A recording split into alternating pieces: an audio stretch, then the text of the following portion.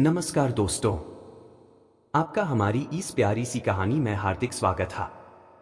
आज हम इस कहानी के माध्यम से यह बताएंगे महाभारत के रचयिता कौन थे। तो चलो दोस्तों कहानी शुरू करते हैं। जब बीच नदी में ऋषि को हुआ नाव चलाने वाली लड़की से प्रेम, फिर महाभारत के रचयिता ने लिया जन्म। महाभारत के रचयिता महर्षि वेदव्यास के जन्म की कहानी। कैसे ऋषि पराशर और नाव चलाने वाली सत्यवती के बीच संबंध बने और उन्होंने एक महापुरुष को जन्म दिया। यहां पढ़े महाभारत की अनोखी कहानी। जब बीच नदी में ऋषि को हुआ नाव चलाने वाली लड़की से प्रेम, फिर महाभारत के रचयिता ने लिया जन्म। महाभारत काल के कई अनोखी घटनाएं हुई जिससे पूरा इतिहास बदल गए। महाभारत की कई कहानियां हम बचपन से सुनते आ रहे हैं। यहाँ आपको एक ऋषि और नाव चलाने वाली एक लड़की की प्रेम कहानी के बारे में बता रहे हैं, जिन्हें यमुना के बीच में प्रेम हुआ। फिर दोनों ने एक ऐसे महान व्यक्ति को जन्म दिया जो आगे जाकर महाभारत के रचयिता बने। पढ़िए ऋषि पराशर और सत्यवती की कहानी। कौन थे ऋषि पराशर? ऋषि पराशर महान ऋषि वशिष्ठ के पौत्र और शक्तिमुनि एवं अदृश्यंती के पुत्र थे। ऋषि पराशर के पास दिव्य और अलौकिक शक्ति थी। उन्होंने वैदिक ज्योतिष की रचना की। उन्होंने कई खूंखार राक्षसों को मार गिराए। कौन थी सत्यवती? सत्यवती को एक अप्सरा ने जन्म दिया था।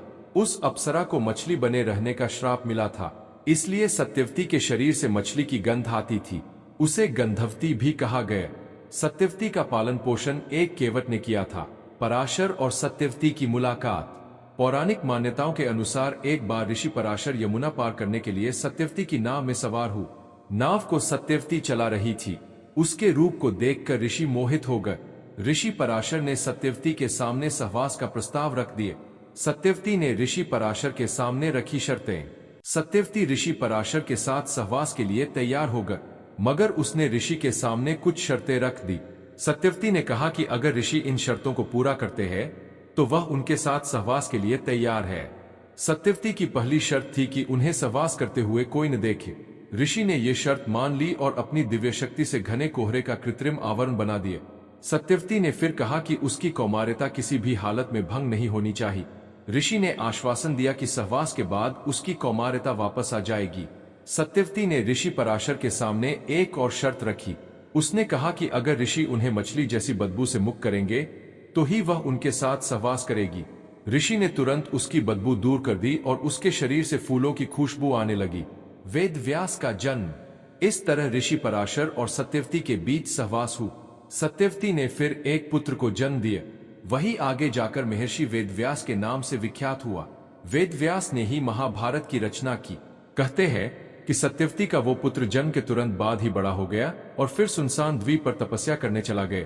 तपस्या के दौरान उसका रंग काला हो गया, इसलिए उसे कृष्ण द्वैपायन भी कहा जाने लगा। द्वैपायन उस द्वीप का नाम था। बाद में कृष्ण द्वैपायन ने वेदों का वर्णन किया, इसलिए वे वेदव्यास के नाम से विख्यात हुए। वेदव्यास ही महाभारत के रचयिता है। बाद में सत्यवती की शादी कुरु देश के राजा शांतनु से हुई। इस तरह वह हस्तिनापुर की रानी बनी।